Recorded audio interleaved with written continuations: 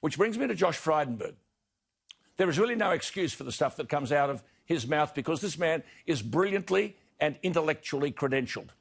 There can be no possible excuse for Josh Frydenberg in the wake of yesterday's appalling economic figures, the national economy contracting by 7% in the June quarter, the second successive drop in GDP, the largest on record, and negative growth forecast for the September quarter as well. But Josh Frydenberg, with all his scholarship, says, quote, the cause, a once-in-a-century global pandemic. The effect, a COVID-19 induced recession. No, Josh, no. Emphatically no. This is a government-induced recession. The government response to the pandemic is totally inconsistent with what the Prime Minister said on March 15 this year when he addressed the nation and said, and I quote again, the truth is that while many people will contract this virus, it's clear, just as people get the flu each year, it is a more severe condition than the flu, but for the vast majority, around 8 in 10 is our advice, it'll be a mild illness and it will pass. However, for older Australians, he said, and those who are more vulnerable, particularly those in remote communities and those with pre-existing health conditions, it's a far more serious virus, he said, and that's our concern. Our aim in all of this is to protect the most vulnerable. Well, we didn't. Governments closed down businesses, governments put people out of work, governments shut down whole industries, and if governments could not anticipate that this would smash the economy, then they shouldn't be in government. We've traumatised young people by denying them access to school. We're denying them access to their parents when they're at boarding school as a result of border closures. We have the same young people wondering whether they'll ever get a job. Make no mistake, the people whose tyres will be punctured along this long, hard and bumpy road are the young. It'll be a scarring and damaging experience. And I'll tell you something, they won't forgive governments. There is a disproportionate number of young people in industries that have been shut down.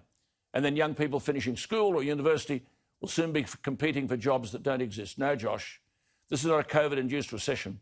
This is a consequence of a government response out of all proportion to the problem.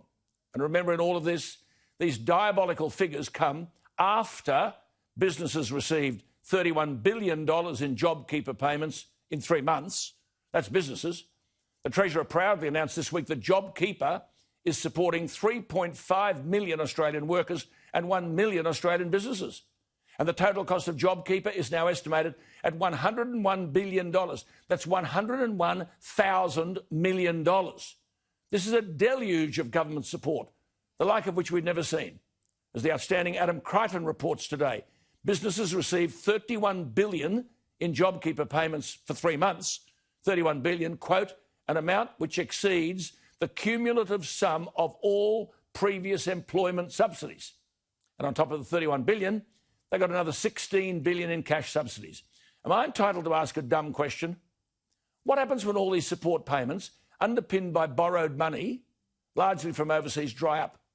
You'd have to believe that there are tooth fairies at the bottom of the garden if you thought that privately generated income, that is all those lost wages and salaries, would suddenly bounce back. As Terry McCrann, the respected economic commentator, has said today, it was government with mandatory lockdowns which has delivered an unprecedented 7% plunge in the economy. And as Terry McCrann says, these figures aren't unprecedented.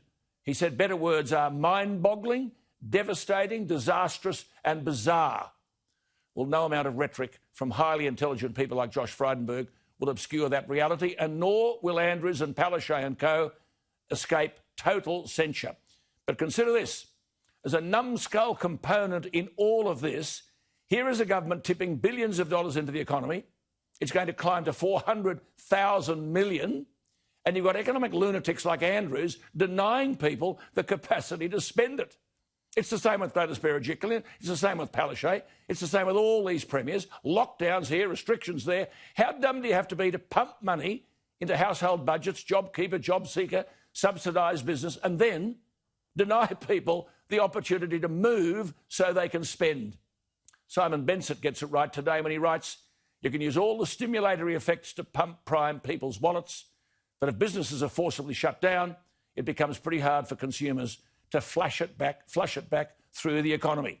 He said, if you can't go out and spend money on anything other than bread, milk and toilet paper, if there is any, and at the risk of arrest if you venture too far, an economic recovery does not stand a chance.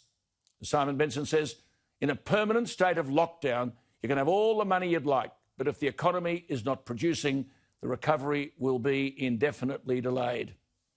These foolish political leaders bleating about the fact that there has been another case here and another case there, so we lock the joint down until there are no cases, when 99% of cases are mild. Today across Australia, 409 people in hospital. Hello? 23 in intensive care. Josh Frydenberg's a Victorian. He thinks we're going to swallow this hype about economic recovery. Josh, your mob have made the bed. You'll have to lie on it. But I'll tell you something, Australians are not happy at having to be in that bed with you.